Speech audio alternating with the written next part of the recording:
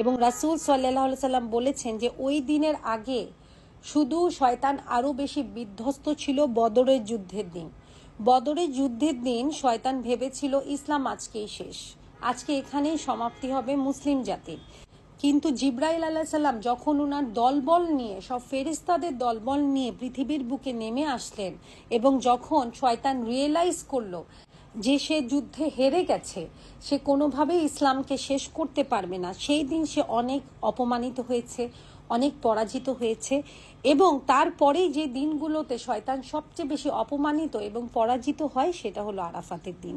তাই আমরা সবাই ওই দিনকে শয়তানকে আরও বেশি অপমানিত করব, আরও বেশি হিউমিলিয়েটেড করব, হারিয়ে দিব শয়তানকে, এবং আল্লাহ সুবহানাহু তাআলার কাছে মন থেকে আমরা ক্ষমা চাইতে থাকবো যেন আল্লাহ সুবহানাহু তাআলা আমাদের সব গুনাহ মাফ করে দেন।